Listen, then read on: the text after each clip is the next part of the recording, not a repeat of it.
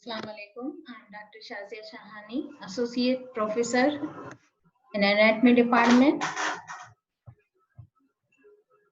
Today our topic of discussion is the clinicals of midgut.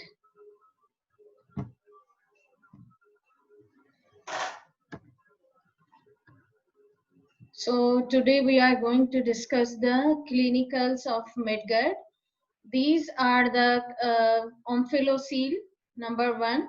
What is the omphalocele? Omphalocele, it is a failure of intestinal contents to returns to the body cavity or abdominal cavity after physiological herniation through an enlarged umbilical ring during 6 to 10 weeks of development. So herniated abdominal viscera are covered by amniotic membrane.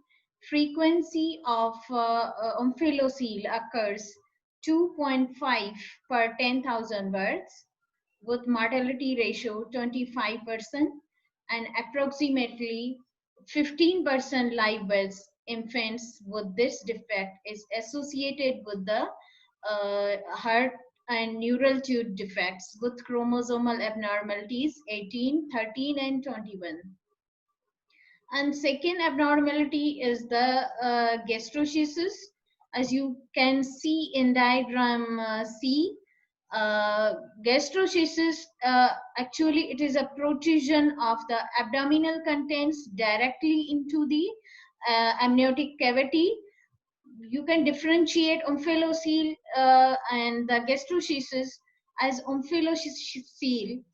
You can see in diagram A and B, omphalocele, failure of intestinal contents, returns to the body cavity after physiological herniation during 6 to 10 weeks, while gastroschisis, it is actually a protrusion of abdominal contents directly into amniotic cavity. And these contents are not covered by amniotic membrane, while in case of omphalocele, these abdominal contents are covered by the amniotic membrane. As you can see in a diagram A and B, and there is a diagram C, a case presentation of gastroschisis, and diagram A and B is the case of the omphalocele. So another third difference is the position of the omphalocele and gastroschisis. You can see midline, omphalocele which lie always in the midline, a central, and the gastroschisis in diagram C which lies lateral to the umbilicus, mostly on the right side.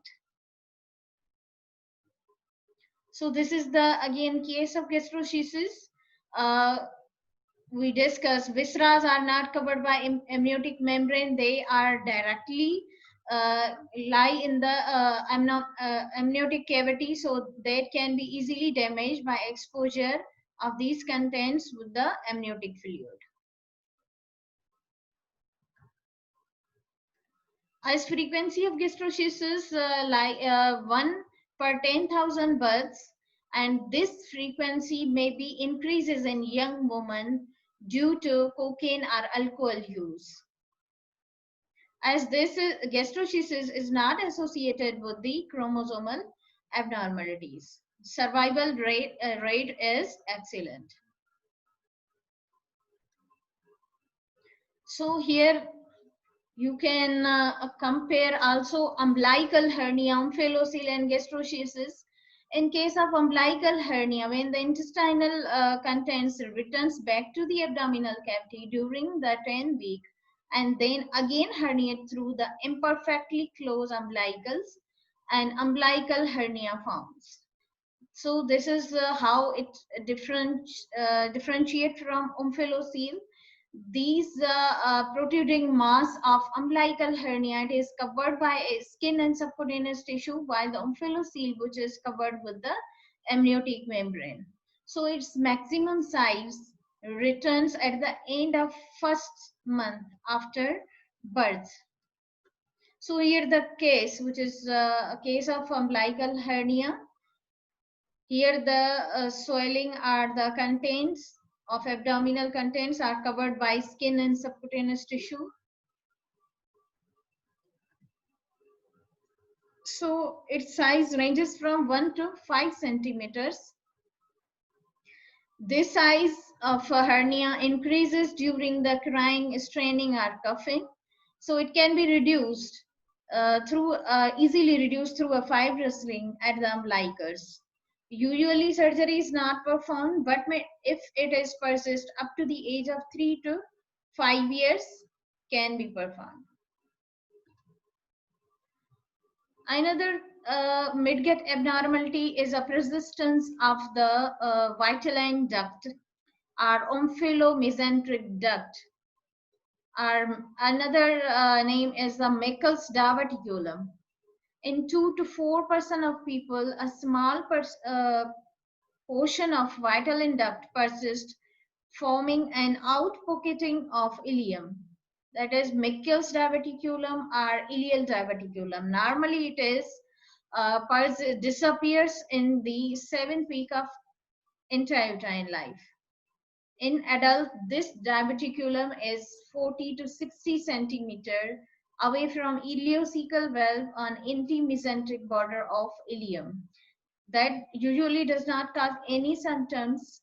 However, if it also contains the ectopic tissue, might be of hepatic, might be colonic, might be pancreatic or gastric mucosa. So Meckel's diverticulum may be presented in 3 forms as the vitelline ligament, vitelline cyst, and vitelline fistula. So in diagram which is marked as a arrow blue, you can here see the Meckel's diverticulum, which is connected with the umbilicus through a vitelline ligament. In diagram which is marked as a arrow red, which persists as a vitelline cyst, which may be connected with the umbilicus and the ileum through a vitelline ligament. And the in diagram, which is marked as a green arrow, vitelline fistula, it may be persist, Meckel's diverticulum may be persist as a vitelline fistula. It's a communication between the ileum and the umbilicus. So there's a discharge of fecal material from the ileum through the umbilicus. So Meckel's diverticulitis, it is nothing. Litis means inflammation. So Meckel's diverticulitis, inflammation of diverticulum, can mimic symptoms of appendicitis.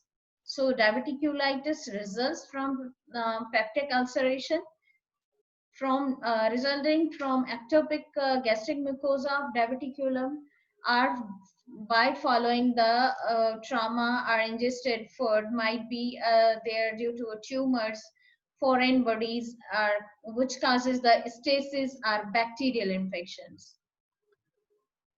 So another abnormalities which are associated with the midgut rotation, abnormal rotation and herniation is the